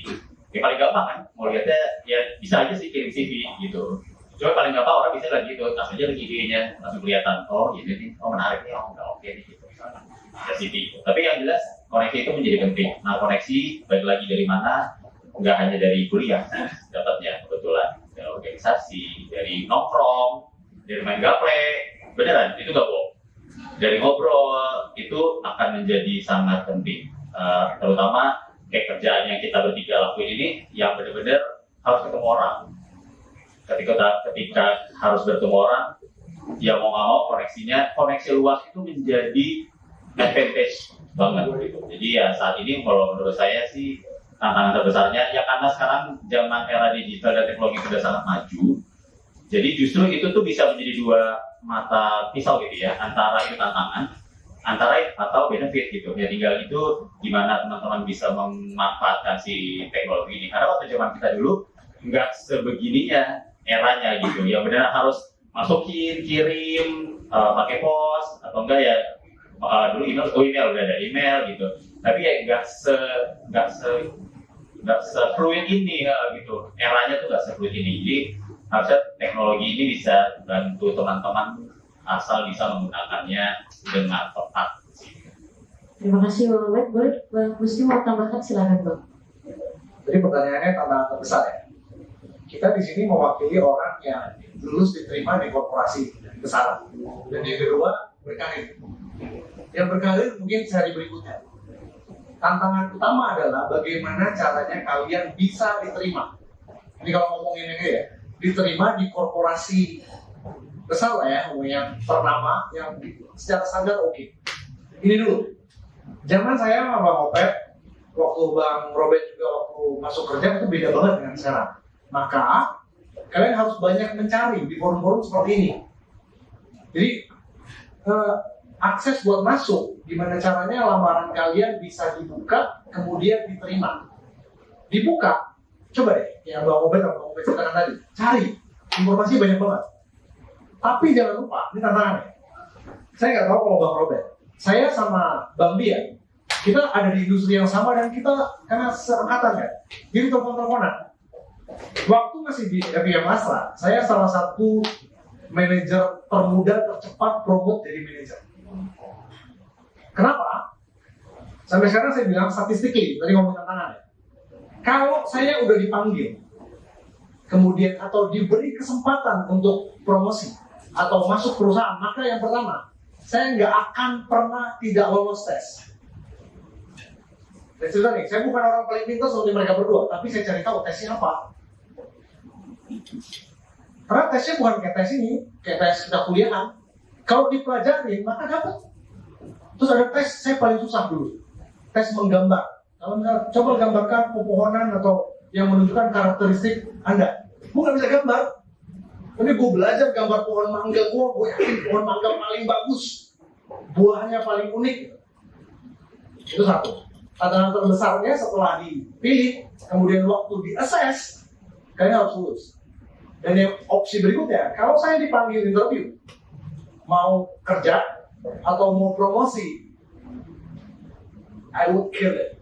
Kalau bahasa sekarang. Kalau ketemu sama orang di interview, especially kalau yang menginterview saya mbak-mbak, ibu-ibu, perempuan, maka saya akan hasilnya paling oke. Kenapa? Karena latihan. Cari tahu gimana sih lu di interview apa sih sebenarnya. Jadi pada saat ngomong, bacot gua kecap-cap bangun 100% asli, manis banget. Jadi kalau kalian ngelamar gak terima-terima, tahap pertama belum beres tuh, tantangan pertama. Keterima, harus lulus tes. Itu banyak tuh tesnya segala macam di Astra tuh banyak. Karena tesnya relatif sama. Berikutnya interview. Jadi tahapan tersebut, tantangan terbesar tersebut harus kalian lewati. Termasuk yang kondisi yang kekinian yang bilang Bang Robert. Gue gak pernah kebayang bahwa sekarang waktu interview ngecek IG, saya termasuk orang yang nutup akun Facebook saya dari jauh-jauh hari. IG saya cuma teman saya yang benar-benar teman. Saya melarang orang follow, kalau gue gak kenal gue reject. Follow hanya follow orang-orang yang ingin saya follow, jadi memang limited. Kalau Bang, ini social media people kan. Sekarang even kalian jangan sampai kena ini ya, kena pinjol. Saya benar. Apapun itu, nggak sengaja klik atau apa, kalian tiba-tiba selfie depan KTP kalian, hilang loh, muncul nama kalian, pasti ditolak. Ini zamannya kalian yang berkopi tadi mengingatkan kekiniannya. Tantangan terbesar kalian saat ini berbeda dengan yang dulu kami hadapi, tapi please well prepare. Acara-acara seperti ini tuh sharing kita, kan spill tipis-tipis mungkin, ada yang bisa kalian kerjakan, ada hal yang positif bisa kalian dapat, nah ini eksklusif. Saya tepuk tangan. Mengenai pinjol, saya kemarin meeting gitu ya. Ya, istilahnya ini menjadi suatu hal fenomena yang luar biasa. Gen Z 60% terkontaminasi pinjol. Ya, sekarang sistem kependudukan Indonesia ini udah lumayan bagus dibanding zaman dulu. Kalau zaman dulu saya punya 10 KTP, punya. Kalau sekarang kan udah saya KTP kan. Gitu kan, sekarang udah lebih bagus. Terus terkoneksi dengan Pepindo, terkoneksi dengan Slik, dan lain-lain. Nah, sekarang udah banyak perusahaan, khususnya juga di Astra gitu ya. Karena, kita itu ngecek Slik dulu. Kita ngecek Pepindo dulu. Jadi kalau yang udah terjerat hutang di mana-mana, itu kadang-kadang biasanya rada susah. Itu jadi istilahnya nitip aja, gitu ya, gampang dengan hanya selfie, bla bla bla, cair, tapi itu jadi jeratan yang tidak ada ujung. Ya hati-hati aja nitip, gitu. Karena 60% sekarang udah terkontaminasi secara banyak yang istilahnya itu masukan-masukan dari banyak perusahaan, gitu ya, seperti itu. Sama judi online, biasanya. Oke, baik. Terima kasih Bang Dian. Untuk Yudi sudah terjawab ya? Oke, selanjutnya boleh Bang Rian dipersilakan. Ya, sebelumnya perkenalkan abang semua, nama saya Rian dari TK 07. Terima kasih atas penjelasan-penjelasannya tadi sangat bermanfaat. Saya ingin bertanya, sebenarnya kalau di pekerjaan di bidang non-kelautan ini lebih baik dalam berkarir itu apakah lebih baik di satu perusahaan aja, WL, atau menjadi kutu loncat bahasa kasarnya? Apakah bisa seperti mana yang bagus untuk dalam berkarir gitu? Seperti itu. Terima kasih. Yang bisa jawab cuma 2 orang. Bang Dian nggak layak ngomong. Saya mewakili Bang Dian. Saya 5 perusahaan. Bang Obed mungkin lebih banyak dan lebih kekinian.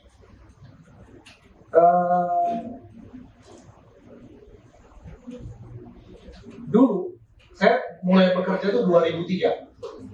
Tahun 2003 sampai mungkin tahun 2010-an, orang seperti saya itu dijuluki kutu loncat. Stigmanya negatif. Cuma kita masing-masing orang tuh punya alasan kan kenapa pindah kerja. Bisa push faktor dari dalam atau pull faktor dari luar.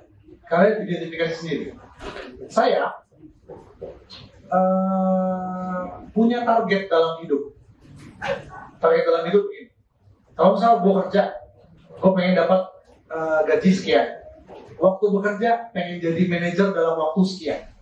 Pengen jadi GM dalam waktu sekian. Pengen lebih tinggi dari GM dalam waktu sekian.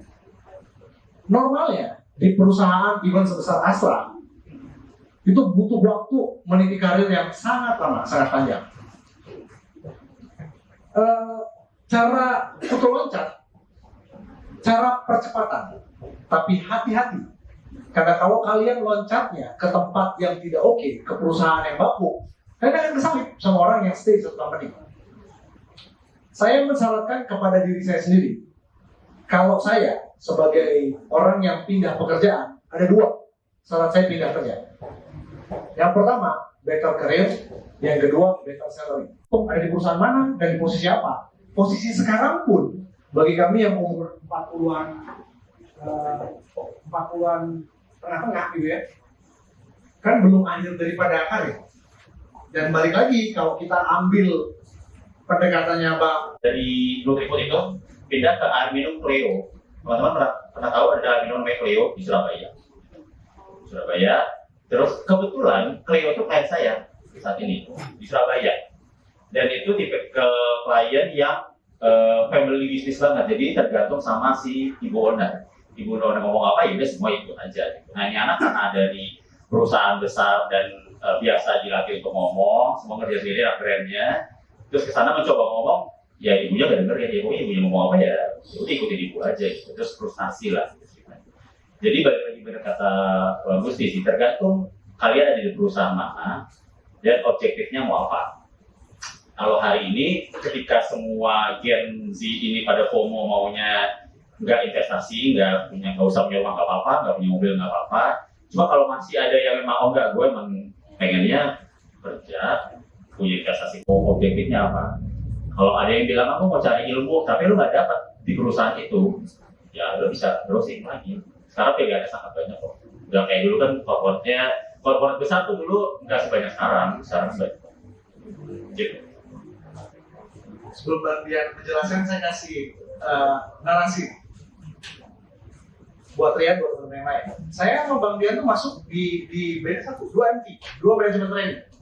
Jadi basically di waktu yang sama. Saya pindah-pindah, Bang Dian stay. Jadi Bang Dian ada di perusahaan Astra International gede banget. Saya pindah ke perusahaan yang size-nya turun. Tapi tadi, better career, better salary. Kita dengarkan versi Bang Dian. Jadi biar ini pembandingnya ada benar-benar pertanyaannya Rian harusnya bisa terjawab dari 2 sisi ya. Ya. Tinggal dipilih mana yang menurut kamu paling pas. Silakan Bang Dian. Iya, saya cuma mengenal satu, maksud loyal gitu ya. Cuman ya tadi balik lagi lah ya, maksudnya balik lagi ke masing-masing pribadi. Gitu. Kalau misalkan kita ngomong, kalau buat saya kenapa saya stay gitu ya? Karena sampai detik ini saya belum melihat ada alasan yang membuat saya harus keluar. Saya harus pindah. Kalau yang namanya offering banyak, better salary banyak, better position banyak. Tapi sampai sekarang saya belum menemukan alasan untuk saya leave dari Astra gitu ya. Karena ya tadi balik lagi ya, maksudnya masing-masing pribadi juga. Ya pasti tadi yang Pak Baik bilang lah ya, karena kita di Astra kan diajarin lah jangka pendek, jangka menengah, jangka panjang. Lu mau jadi manajer umur berapa? Nah, artinya pada saat menuju ke sana, apa yang harus bertembuk gitu ya, itu istilahnya ya alhamdulillah gitu ya. Astra termasuk salah satu ya, kalau misalkan kita ngomong people, itu adalah menjadi pilar utama. Karena kalau misalkan jarang banget Astra ngambil profesional dari luar, itu adalah dari dalam semua. Astra nggak ada cerita hijack orang dari luar. itu istilahnya adalah bottom up gitu ya. Jadi istilahnya memang dia produksi karena dia mungkin bangga dengan Astra Management Development Institute yang selalu produksi orang gitu kan. Malah kebanyakan orang Astra yang diambil oleh orang luar gitu ya. Tadi balik lagi, bagi saya sih, jadi sebenarnya kalau bilang bagusan mana, ya nggak ada. Tadi balik lagi tergantung dari masing-masing. Cuman ya kalau misalkan kita ngomong di Astra tadi, yang saya bilang bahwa di awal tadi ya, bahwa percaya sama saya, Tuhan dan manajemen itu tidak tidur. Sampai sekarang itu, ya pas kemarin pada saat saya naik ke division head, gitu ya, ke level GM, ya termasuk paling muda juga. Ya sekarang banyak yang jauh lebih muda dibanding saya, kalau secara real semasa kerja. Sekarang bahkan ada satu manajemen trainee yang istilahnya baru lulus 1 tahun dari sekolah, gitu kasarnya. Dalam posisi 1 tahun udah bisa ambil level branch manager, ya bisa aja. Ya kalau misalnya itu balik lagi pada saat udah di dunia profesional, ya tergantung teman-teman. Yang pasti ya selalu saya sampaikan ke tim atau misalkan ke yang biasa orang baru gitu ya, bahwa ya kalau teman-teman adalah seorang permata, ya berlakulah sebagai permata. Jangan pura-pura jadi aluminium, jangan pura-pura jadi seng gitu. Ya pada saat teman-teman jadi permata, ya berlakulah sebagai permata. Nah disitulah istilahnya menjadi ajang untuk teman-teman apakah mau berkarirnya cepat atau berkarirnya lama. Karena tadi energi positif energi negatif itu lebih kuat mempengaruhi gitu ya. Melihat teman gak rajin, nilainya sama kayak udah. Saya jadi gak rajin juga. Ngapain gue capek-capek pulang malam segala macam. Nah itu ya istilahnya yang selalu saya ingetin lah ke anak-anak baru biasanya seperti itu. Ya kalau dari saya sih itu ya. Jadi maksudnya kalau dibilang mana yang lebih baik, ya tadi balik masing-masing. Yang pasti tadi ya bahwa kalau mau loncat ya jangan kasarnya kalau misalnya jangan ke kapal yang mau karam. Ya ntar kalian ikut karam kan kayak gitu. Baik, terima kasih Abang Abang. Sebagian sudah terjawab, baik, terima kasih. Untuk pertanyaan selanjutnya boleh untuk Irfan dipersilakan.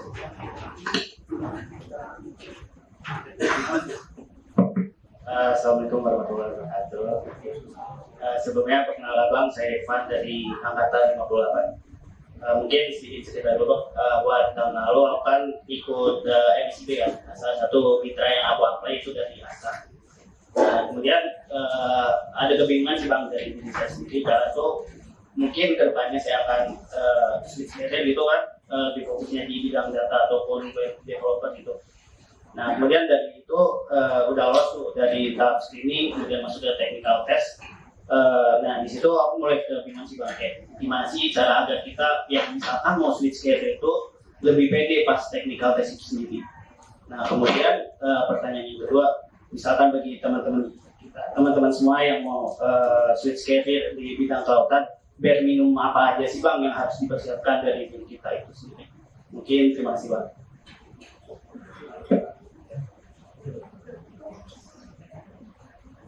Saya coba jawab ya. Kalau kredensial teknikal, nggak ada cara lain. Kuasai. Yang membedakan kamu sama kandidat yang lain, cukup atau enggak, dari kemampuan kalian benar-benar. Karena teknikal itu murni dilihat dari hasil. Jadi kalau merasa nggak jago, pakai biar jago.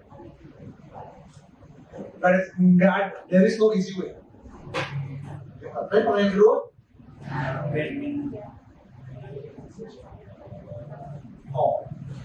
kenapa nggak pede? Karena kalau kalian akan segera masuk ke dunia kerja. Kalau kamu nggak pede, sama kita juga tadi pas ketemu ya, dulu kita nggak ada yang gini. Kebanyakan maksudnya semua beli koran masing-masing, nggak ada guidance, jadi memang merespon dengan cara masing-masing. Maka biar pede, cari tahu. Yang pertama mungkin cari tujuan mau kerja di bidang apa, listing perusahaannya apa aja di bidang tersebut kan. Berikutnya cari lagi perusahaan yang terkemuka di Indonesia apa aja, lamar ke sana. Jadi jangan ngerasa mungkin versi saya mungkin beda sama Bang Dian sama Bang Robert. Kalau saya gagal, maka saya akan lamar lagi. Saya nggak akan mundur. Ini mentality ITK mungkin ya. Saya nggak akan mundur. Karena saya juga melihat beberapa teman-teman saya itu bahkan ngelamar juga enggak. Saya juga bingung. Lu ngelamar ini enggak? Enggak lah, nggak enak buat. Kok nggak enak gitu. Jadi barrier terbesar, tantangan terbesar ditanya tadi adalah gimana caranya lulus kan? gimana caranya biar bisa dipilih. Kalau sekarang benar-benar nggak pede, ya bangun satu-satu. Kalau nilai PD itu 100, buat dapat 100 apa aja, kumpulin. CV, ya latihan. Kan banyak kan, bisa dapat CV yang bagus kayak gimana ya. Terus cari koneksi, coba cari koneksi. Mau nggak mau harus keluar dari zona nyaman kalian untuk bisa mulai percaya diri. Dan jangan takut gagal. Kalau gagal ditolak sekali, Bang Ben juga banyak ditolak, saya juga banyak ditolak. Tapi gimana caranya bisa diterima? Kalau diterima lulus tes, lulus interview. Kalau gagal, nah ini bahasanya iterasi. Ulangi lagi aja. Saya nggak mau masuk ke ranah spiritual bahwa ikhtiar kemudian berdoa, gitu kan? Ya itu mungkin benar. Coba lagi proses ini dijalankan aja. Jadi kalau sekali gagal di kegagalan berikutnya kan lebih pede kok, itu udah pasti. Gitu ya. Silakan.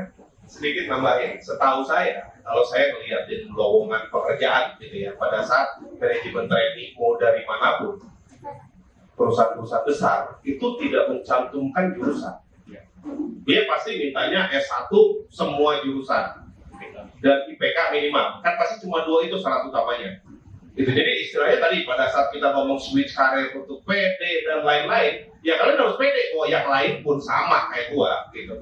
Enggak serta-merta mereka juga di bisnis yang sama. Apa nih istilahnya keilmuan yang sama gitu. Karena kalau misalkan tadi yang seperti di awal kita sampaikan gitu ya, pada saat udah masuk ke dunia profesional, kalian itu adalah potensi. Ya, potensi yang kita anggap sama rata, semuanya nol. Kita isi, ya pada saat proses isinya lah itu mulai ada yang gugur, ada yang kebental, kayak gitu. Tapi basicnya sama semua.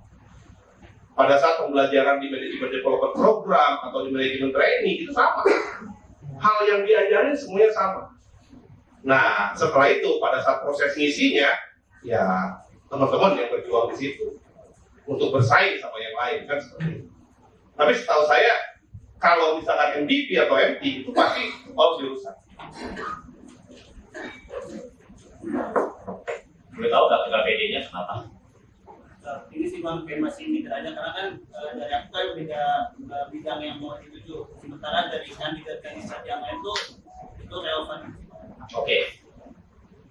I've been there gitu, karena gue di situ tuh. Ya. Dan itu kejadian 2 kali kayaknya, 2 kali 3 kali gitu. Yang pertama pas masuk Trans7 TV itu backgroundnya sales obat. Yang lainnya orang ada di Global TV. Jadi pas nunggu di lobby itu kenalan kalau biasa kan. Dari mana? Dari Global TV. Dari mana? Saya dari ATV. Anjir, gue dari obat lagi gitu. Ke TV juga enggak gitu. Jualan sih ya merem lah ya, namanya jualan gitu. Cuma kalau gue juga nggak tahu industrinya gitu. Tapi pas saya tahu enggak, ya itu tadi begitu masuk di dunia kerja, mentalnya kita tuh beda.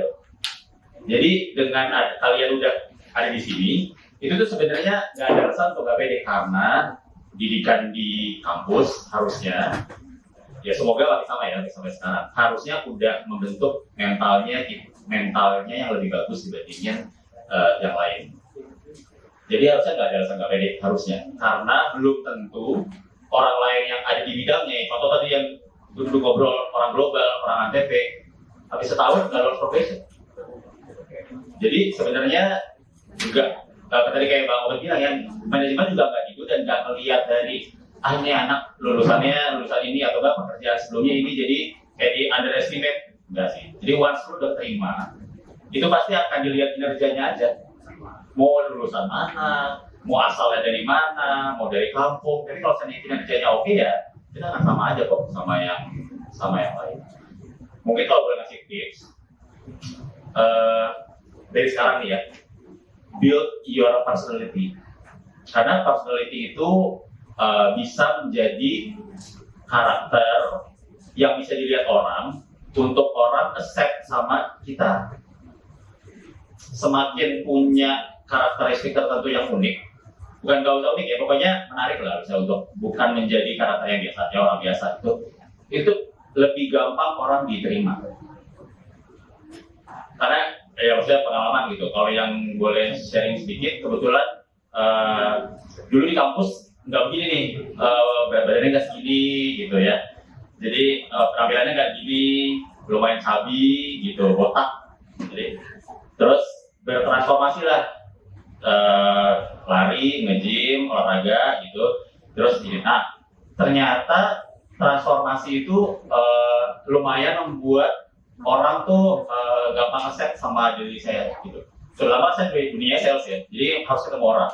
Nah, ketika orang misalnya lihat gitu, oh lu segini ya, oh iya lu segini gitu. Nah itu orang biasanya gampang impress tuh, terus gampang kebuka tuh jalannya, jadinya ngobrol, cair, apa segala macam. Tapi ini nggak mesti dari fisik ya maksudnya, tapi personality itu masing-masing kok.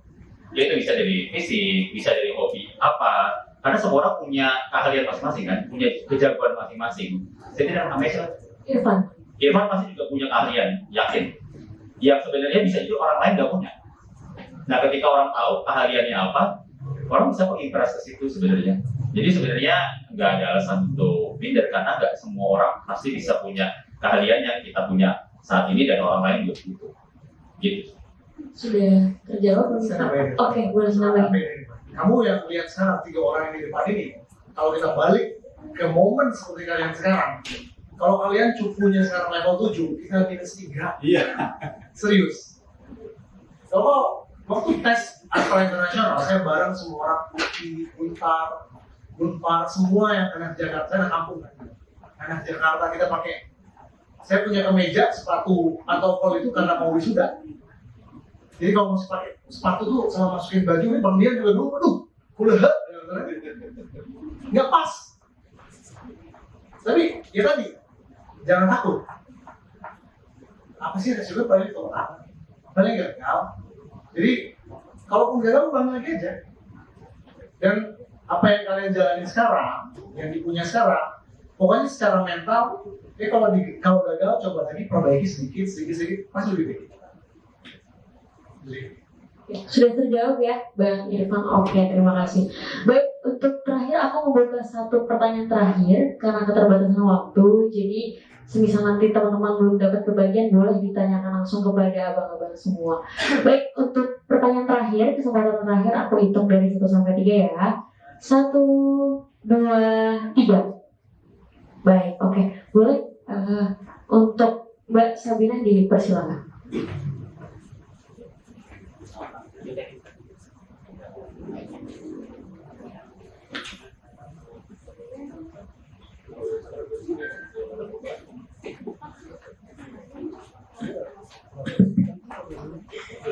Sebelumnya selamat sore abang-abang sekalian juga teman-teman. Saya Sabina dari TK 57. Izin bertanya sih Bang, kalau misalkan kita nih buat teman-teman yang baru pada lulus, sebenarnya masih bingung sih untuk hard skill yang kita punya ini tuh lebih baik dikembangin apa yang udah kita punya atau mulai dari nol. Karena kan kalau misalkan zaman sekarang tuh suka ada ya Bang ya kayak train yang dapat sertifikat. Nah, apakah kita harus mulai dari nol atau sesuai sama apa yang udah kita punya? Terus pertanyaan keduanya, pengen nanya sih Bang, emang sih kalau misalkan saya pikir-pikir, kalau misalkan pekerjaan itu dilihat dari sosial medianya beberapa. Nah, itu tuh apa sih Bang yang di sosial media itu yang dilihat pertamanya apa? Apakah dari jumlah followersnya? Cuman kan kalau misalnya kayak gitu kesannya kan kita bisa beli atau apa. Nah, apa sih Bang poin penting yang untuk bisa kita kembangin di sosial media? Terima kasih. Baik, terima kasih Mbak Sabina. Boleh dari siapa? Oke, boleh Mbak. Saya mungkin sesi hard skill ya. Kalau di masa-masa kalian pada saat persiapan mau lulus, mau cari kerja, kan masuk ke dunia kerja kan? Apapun hard skill ya, kalau memang ada pelatihan, kemudian ada mungkin magang yang bisa kalian dapat, maka itu pasti menambah portofolio. Dibandingkan dengan orang yang belum punya hard skill, belum punya dilatih, belum pernah dilatih hard skill ya, maka kalian punya nilai lebih. Apapun yang kita pelajari, pengalaman yang kita dapat, pastinya akan bikin kita lebih punya nilai plus. Dan yang kedua, pengalaman. Kadang-kadang pengalaman ini bikin kita lebih pede hubungannya dengan yang Irfan tadi. Jadi kalau ditanya, pas saya pernah kan maksudnya udah selesai semua mata kuliah, pengen kerja kan banyak kosong. Maka saya sarankan untuk isi. Yang paling utama itu adalah pengalaman yang paling oke, yang relevan dengan hard skill kalian atau technicality lagi. Karena waktu di apa namanya di interview, oh kamu punya ini ya, kalian bisa ini ya, itu akan menambah nilai plus jika dibandingkan sama aplikan yang lain. Dan yang kedua, kan lebih pede. Jadi kalau saya jawabnya seperti itu, maka ya nggak ada ruginya kok. Terus yang dari sosial media, saya tidak merasa cukup kompeten karena sosial media saya cuma intip-intip doang. Stalker mungkin bang dikit belum. Sosial media? Belum. Nah, itu yang hasil foto. Nah, karena kebetulan saya buka di HR, jadi saya pokoknya terima jadi aja, yang saya harus interview gitu ya. Nah, pengalaman gitu ya, misalkan kesukaan saya, kalau seandainya saya interview orang, itu passion orang pada saat berbicara. Kalau misalkan, ya sekarang memang modelnya itu sekarang interview awal itu pasti online. Kalau di kita biasanya itu untuk pertama kali itu online biasanya. Dan sedemikian banyak kandidat itu biasanya online dulu. Nah, pada saat saya interview, kalau misalkan lawan bicara saya itu yang aduh, energinya aja udah lemes, ngomong belepotan gitu ya. Itu kadang-kadang, karena gini kalau buat saya ya, pada saat kita ngomong sepintar apapun teman-teman, pada saat grogi atau pada saat buku, hilang tuh pintarnya. Nah itu, jadi istilahnya yang paling pertama adalah, yuk teman-teman gimana caranya ngobrol sama orang, itu bisa lancar, bisa easy going gitu. Itu biasanya first impression saya gitu ya, pada saat saya interview kalau udah aduh, gitu kan, itu udah langsung ya nilainya minus lah gitu kan untuk istilahnya maju, baru ntar kita masuk skill. Kalau buat saya sih gitu. Jadi pada saat kita diajak ngobrol sama interviewer itu yang menjadi hal yang pertama dilihat biasanya seperti itu. Oke, sebelum masuk ke sosial media karena kekinian. Tapi namanya hasil nggak mesti, karena saya ngalamin waktu itu saya ikutan abang nilai puluhan 1.000, hasilnya cuma punyanya waktu itu saya karena FDC jadi bisa nyala. Nah kebetulan karena ya dari Bogor gitu ya, nggak terpapar sama kegiatan anak muda di Jakarta, jadi beda di pergaulan dan dulu kan kayak di dermaga agak terpencil ya kehidupannya kan dibandingin dermaga aja udah merdeka aja udah piknik. Udah iya, orang-orang dermaga di mana sih dulu masih gitu. Dulu kayak bulan kan langsung ke Merdeka soalnya. Iya. Jadi ternyata hasil saya bisa diving itu bikin saya lolos masuk ke finalis Abang None Pulau Seribu lah. Jadi menurut saya hasil tetap ya benar kata Bang ya tetap aja karena itu menambah kepedean salah satunya. Setuju banget. Nah kepedean nyambung sama yang tadi Bang bilang ketika ketemu user ngomongnya udah gak firm, nah udah kita udah yang ya ini niat gak sih ini anak gitu. Terus tadi yang kedua sosial media. Sebenarnya sosial media kita juga nggak melihat dari followers. Mau nanya deh, teman-teman punya nggak teman yang sosial medianya isinya ngumpat tuh maksudnya ngomel, curhat, punya nggak? Punya kan? Nah itu salah satunya. Kenapa? Karena kayak gitu berpotensi kalau ada masalah di kantor, taruhnya di sosial media, ya kan? Berantem, nggak suka sama atasan, berantem sama teman, berantem sama pasangan, tapi sosial media. Nah itu saat ini currently berimpact sama kantor.